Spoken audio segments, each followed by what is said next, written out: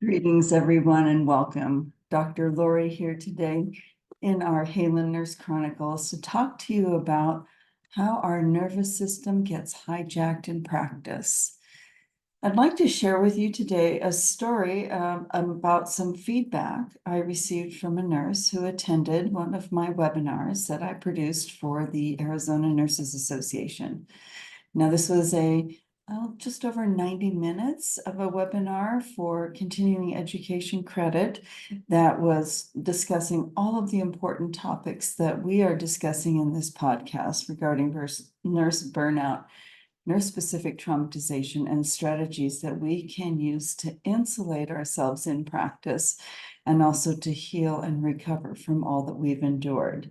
And so at the end of this 90-ish minute webinar, the nurses gave me feedback, for which I'm always so very grateful. And this particular feedback was in response to a question that I had posed about the practices that they had learned, the button jar practice, the microdoses matters practice, and what the likelihood that they would be implementing those in their daily routine. And most nurses make a concerted effort to do just that. And many make the effort, but it falls by the wayside. And some people simply can't make the effort. And that was the case in this nurse's situation. And this is by no means that nurse's fault. This is a reflection of the state of the vagus nerve and the autonomic nervous system in response to that nurse's working context and conditions. So let me give you the verbatim. I'll read that to you, the feedback that I received, and then we'll unpack it and look at through the lens of the polyvagal theory what this means. So this feedback reads, honestly, I will probably forget these practices and that are referring to the microdoses matters in the button jar practice. In the heat of nursing, I'm not stopping to pick up a button. And that is real and that is true. And that is representative of where the state of nursing is for a good number of nurses. And when I say good number, I mean millions. So let's take a look at what that means.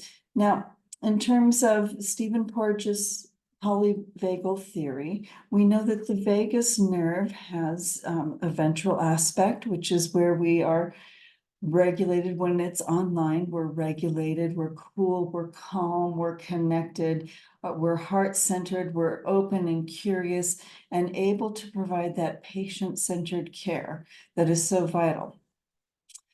And then we have the dorsal vagal, which is when it comes online, it's in response to there being extreme danger, or that we're so depleted that our body is literally shutting us down to the level of the mitochondria to conserve energy.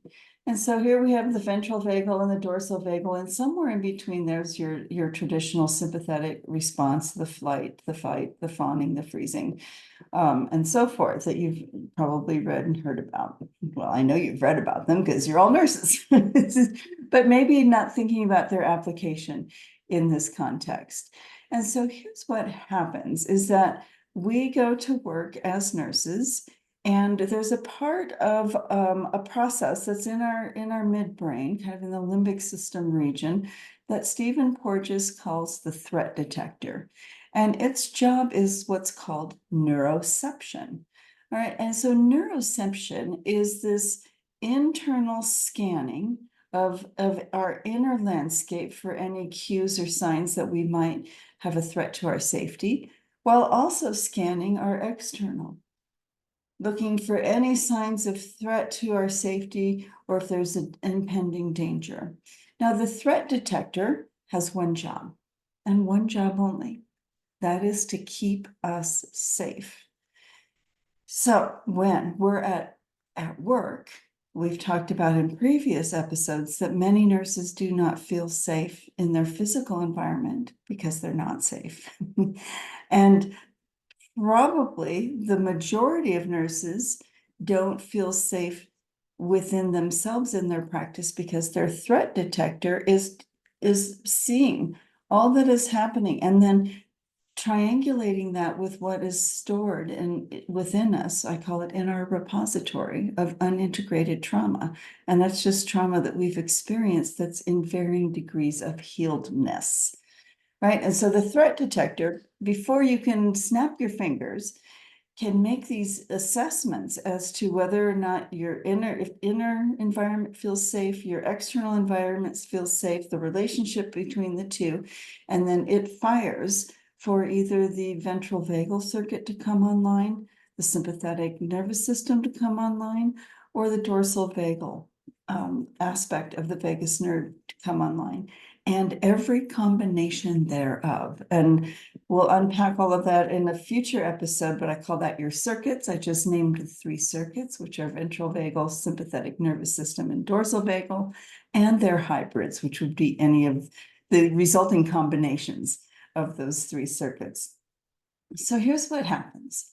This is likely what happens to the nurse that says, I'm not stopping to pick up a button. Ain't got no time for nothing. And that's real. That is real. So what happens is that we go to work, and as nurses, we're to provide patient-centered care. We're supposed to be fully present with our patients, connect with them, facilitate their healing, attend to all the details that are required for their care. And we get to work, and immediately our threat detector detects that we're not safe. We're understaffed, under-resourced. There might be a violent patient. We might have lateral violence or bullying, or we might have oppressive practices by leadership and management. We might be marginalized. We might be disenfranchised, and the list goes on. All of this is picked up by the threat detector, and that ventral vagal circuit, it goes offline because we're not safe. So the threat detector is not going to send a signal that we can be kind of in this really open, what I like to call our juicy, all the feels, and just really be, have enough time to be present with our patients in the way that we would all like to be. So then what happens is our sympathetic nervous system comes online, which it needs to be online. It's always online to kind of a baseline threshold to address the stressors that are inherent with daily living, right? So we always have some sort of sympathetic tone happening in terms of our nervous system response to external stimuli. So what happens though is that we get to work, and the avoidable nurse-specific traumatization on top of the unavoidable, on top of the individual traumas that we've all endured that are integrated and healed to varying degrees, right? Remember that trifecta of trauma that we talked about? Individual, avoidable, and unavoidable nurse-specific traumatization. Well, that trifecta is so much stimulus for the threat detector that starts pumping that sympathetic nervous system into overdrive. So we move from what is manageable, normal sympathetic tone in our day to unmanageable. And if that degree of stress continues, now mind you, that degree of stress response is intended to be for short periods of time, right? Like we're running from the saber-toothed tiger.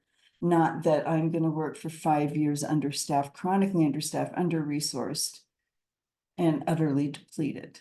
So what happens is we move from manageable sympathetic engagement.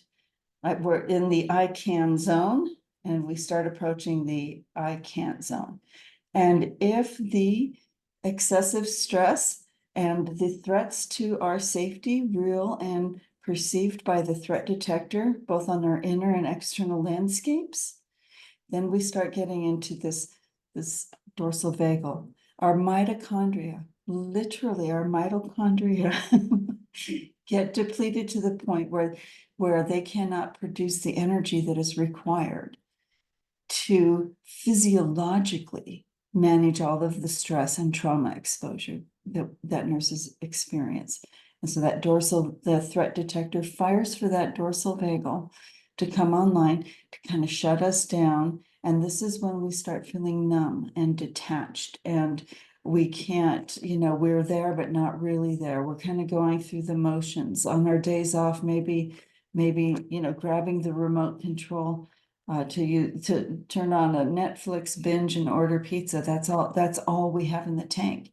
And that's real and it's physiological. It's not that I'm just stressed out and don't give a crap. It's that your vagus nerve, your threat detector, your limbic system, your autonomic nervous system, all of these systems working in concert to keep you safe in an environment that is not safe for most nurses, right? And so here's what happens is that when that sympathetic nervous system and that we get into that kind of what I call sympathetic overdrive, or then we get into this kind of, it's so much that the dorsal vagal comes in, that's really your nervous system getting hijacked at work. Nurses should and must be able to practice in a safe work environment that has sufficient resources so that we can be in our ventral vagal tone, which means we're calm, cool, collected, and connected. But what happens is it's anything but. And then we get into this positive feedback loop, much like this nurse. In the heat of nursing, I'm not stopping to pick up a button because we're stretched so thin and so overworked and so under-resourced that nervous system is sending messages that you cannot even stop, not even for 30 seconds to do a practice. You do not have 1 second to take a deep, mindful breath. Says your nervous system, says your threat detector, because all around everything that is being detected by the threat detector is dangers and threat to your safety in the forms of the avoidable nurse-specific traumatization that we've been talking about. Surely we have a lot of trauma exposure that's unavoidable, inherent with the profession of nursing, and most of us are very well equipped to manage that degree of additional trauma exposure. But when you throw on the rest of this, your threat detector is like, whoa, there is 0% chance that this human can be in ventral vagal tone, which is where we need to be in our practices to be safe and thriving. And so the goal of my work is to provide some education and some practices and resources so that it does take a little bit of effort, but there's no longer a choice, right? We know the system isn't going to fix itself. It's not in the system's best interest to fix itself, right? It's not in the system's best interest in terms of corporate profits for us to be sufficiently staffed and resourced. And so until we reach that tipping point, where we can paradigm shift into nursing 2.0, which is the nurse safety and professional well-being edition, until then, we all must learn how to insulate ourselves because we must take the time to pick up one button.